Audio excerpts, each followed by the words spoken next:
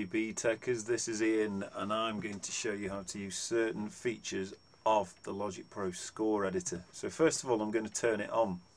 We have the mixer view shown in this particular project, but I'm going to change it to score. Now at the moment we'll have all kinds of crazy layouts there, so what I'm going to do is turn it to page layout and all the different instruments will be lined up next to each other. And we can also link them as well. So that's to open the score editor in the bottom half, and so it's always handy to be able to see that. What I'm going to do in this film is show you how to add tempo markings. Then we will do changing instruments to the correct clef, and then finally we'll also put a key signature in. So first of all, what I'm going to do is add the tempo marking in. So you can see in the part box here, which I'm highlighting now, there are different boxes, and some of these are already being featured down below. But if you click on the one you want, so there you can see the crotchet with the equals arrow that you expect to have a tempo marking. I'm going to grab that and let it go, and you'll see that it now appears on the score. And it has taken the tempo of the Logic project, which you can also see down here in the transport. So there's a tempo marking added to the project. Now that's something you would expect to see in a normal everyday score, so that's just adding that little extra professional touch. Now if I play the track back, what we'll then start to do is see if we can adjust these to the correct clefs.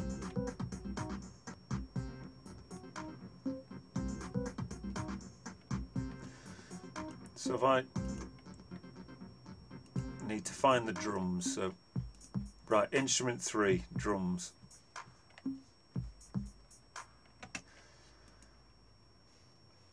Now that's the one that's highlighted green here. If I want to make it stand out more, I could rename that so it says drums. If I put it into page view, it will now show it as drums as well, so we can see it there. What I want that clef to do is be changed to something more appropriate.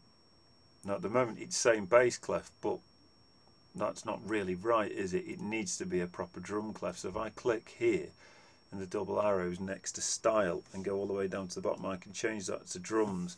Now what we then have is a drum clef, and you can see you know, some of the percussion elements now showing up, like the crosses with the stem that we're used to seeing with drum music. So straight away now that's improved that one. Now you may look at some of the other instruments and think maybe they're too high. Maybe this instrument here, which seems to be instrument 4, seems to be showing, I'll try that one. Seems a lot of the notes are quite high up, aren't they? They're on all the ledger lines above the stave, so maybe that one would be better suited being in treble clef. So sometimes you have to keep clicking back and forth on the score to get these to show up. It's not the most obvious thing. So now it is showing style and bass up at the top here. I'm going to click and hold, and I'm going to change that to treble. Now that looks neater. So there's a couple of them which have been, you know, improved by just changing the clefs. Obviously the drums needs to be in drum clef, and now that synth here, which was this one, if I solo it,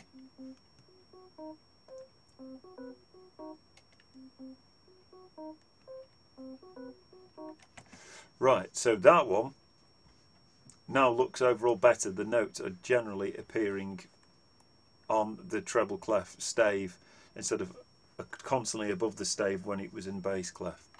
So that's how to change the clef, and we've also done how to change, how to add a tempo marking. Now finally what I'm going to do is try and have a look at getting the right key. Now I'll be honest with you, this was an atonic experiment pretty much, and I'm not entirely sure what key it would be in, but just to kind of show you how easy it is to do it, you don't have to know how many sharps and flats there are in the particular key. The keys are named here for you. Now, actually thinking back, you do need to know that, don't you? When you think about the song, when you've been playing through it, you might have already had an idea of what sharps and flats are in there. So we can see that we've got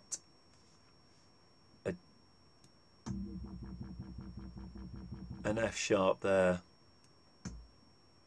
and an F natural there. That sounds like more drums actually, so maybe I need to change this one to a drum clef. It's one of those drum machines from Ultrabeat. That looks more like what we're looking for. Now that's definitely an F sharp, and looking here we've got an F there, so we maybe need a key that's allowing F sharps. So let's say it's maybe G. Actually sounds more minor, so let's go for the relative minor and say it's E minor.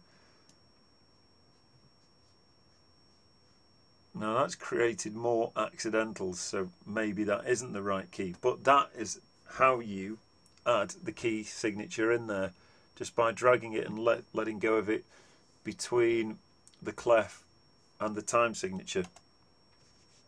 As I said, I didn't actually play any of these things, and these were all patterns that were dragged from Ultrabeat drum patterns, and instead of dragging them onto the drums, I dragged them into instruments. So that's why we're getting such crazy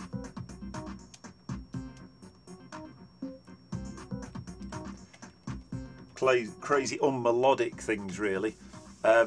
They all work rhythmically, and they will do, because, as I said, they were dragged from Ultrabeat drum machine patterns, but they don't particularly work that well as melodic pieces. Like I say, it's almost like an experimental modern music take on things, and so I'm not entirely sure what key that's in. So I could just keep dragging key signatures in and seeing which one creates the best looking score, and then I'll decide that's the key. I may decide it doesn't have a key. There's D, I'll drag that in. Maybe I should just find, maybe put F sharp in instead. Like I say, you're never going to get it completely right, because as you can hear, it's quite atonal, isn't it? So, but that's the main thing is I've shown you how to add your key signature to your piece of music. And I'm sure when you're working with the pieces that you're doing and you're arranging, you will know what key they're in, or you will work out what key they're in and then drag the correct one in. So if it's in the key of E major, you grab the E, let go of it, and there you go. You've got your 4 sharps that you associate with the key of E major. Right. That's all I'm going to show you on the Logic Score Editor for now. Hopefully this has been helpful. This video will be on YouTube, and I've uploaded a link to it on the Moodle. Okay, goodbye.